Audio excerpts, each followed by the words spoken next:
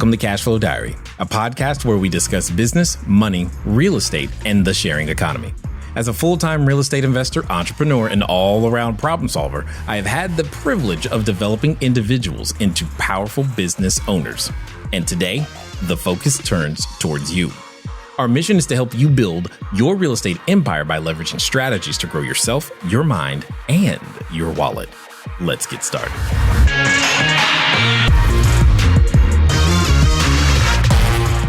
I wanted to answer any questions that you might have, either from an operational expense perspective or any of your maybe treasury management with your funds, whatever, the money stuff. So Alicia had her hand up. How is everyone today? I have an update and then I have a question. So the challenge that we were having to get the next 3 units with the property manager, we were able to circumvent, I don't want to say him, but circumvent him. And we were approved for 3 units and we moved in on the 22nd. So that came out well. And then I do have a question about what we were talking about yesterday. When we hire a laundry service, we have extended stays. And we have a secured building. So I'm trying to figure out how we can get the laundry to the service or how they can get into the building without us being in there. How does your guest get in the building the first time that they arrive? They come into the front desk.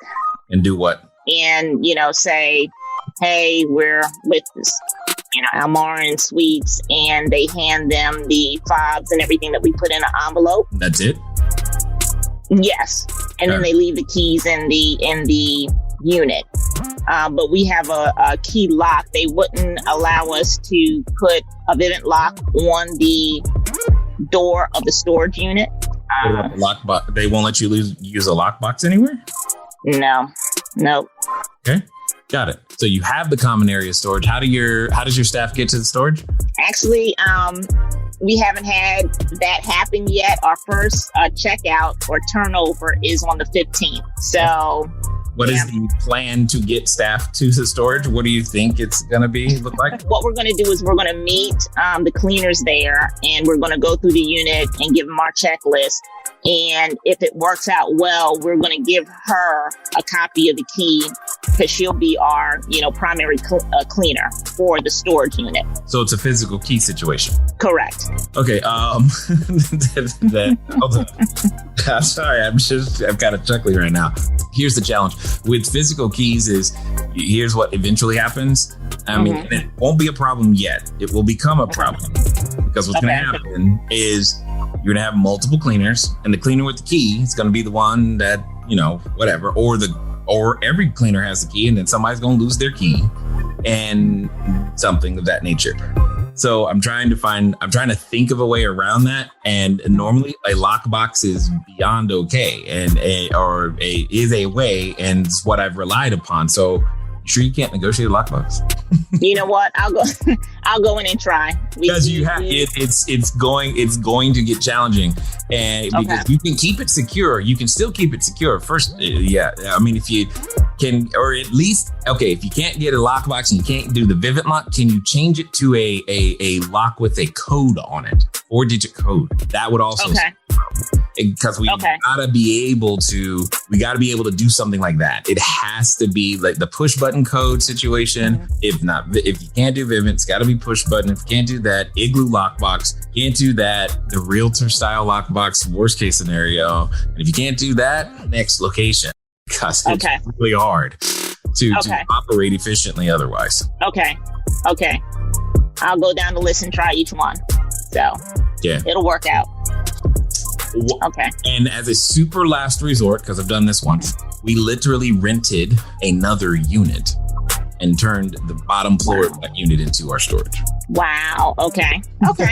So that's like last resort. You know what I'm saying? I understand. Okay. All right. Thank you. Yeah, no problem. Who's next? Neil just popped up. Okay, got it. I believe he's got a new lease. I'm sorry, what? I believe Neil has a new lease. Neil his hand up. Yep. Has a lease? Neil? It's in my hands. It's in my possession. Okay. Is it signed? And It is not, and that is what I want to go over with the group here. Got it. Okay, I'll stop. I'll calm down. I was a little excited. Yeah, no, it's okay. I had a pretty good day of excitement, then realized ink is not dried yet. So let's temper enthusiasm and get the deal done. Agreed. All right, go ahead. Okay, so I am in a 30-day market.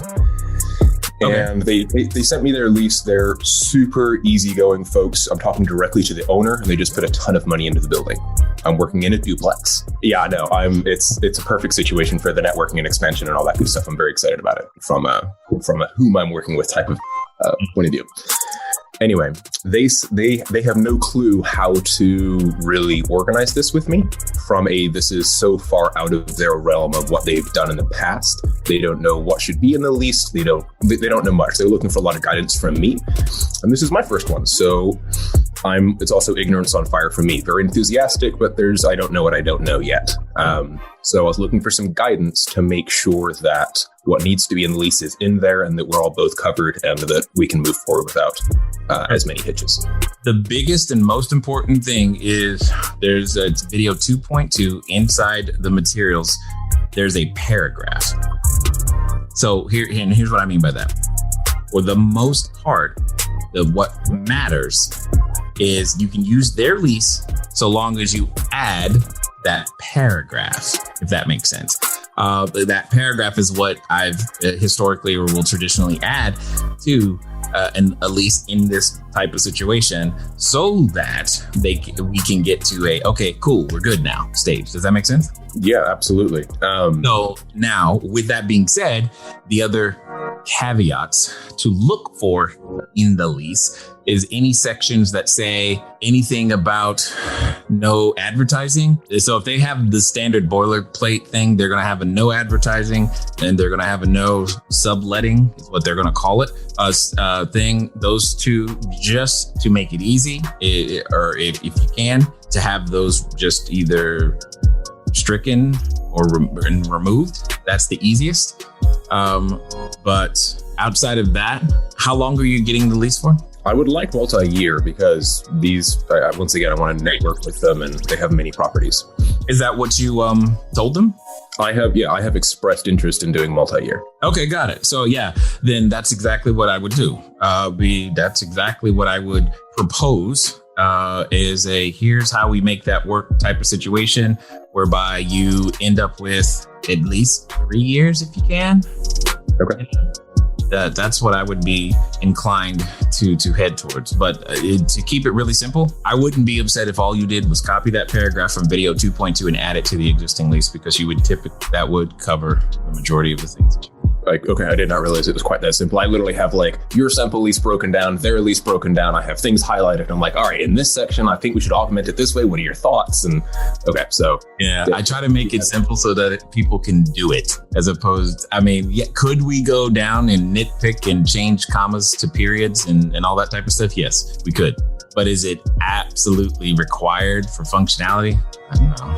Not really, because that's why the addendum or that little paragraph is necessary, because it's going to supersede anything that would have otherwise conflicted. Okay, that makes sense. I do have another question on the qualifying for the unit itself, because this is the first one. My business doesn't have any track history. They're wanting to use my personal financial as the qualifier. Is that pretty standard, or is there another way to do that? That's fine. Just also negotiate it that it like stops at renewal or stops after 6 months or 3 months or something of that nature. Does that make sense? No. Could you rephrase? What I mean is, to get in totally makes sense. But after a while, they should be comfortable with you. Once they're comfortable with you, there should be no further need for you to still be guaranteeing it, because they will see that it works. Great. This is awesome. That's all. I just want you to eventually have some sort of time limit. So it's not the entire length of the contract. It's just for, 6 months, because they want to feel comfortable. Great. No problem. I'll do that for 6 months, and then that can drop off because you should be comfortable. That makes sense? That makes total sense. Good job. All right. Well, I'll pull out my pen and see if we can't get this done today. I'm excited. Looking forward to it. I'll be quiet for now, though. I'm fired up for you, Neil. Yes. Thank you. Appreciate it.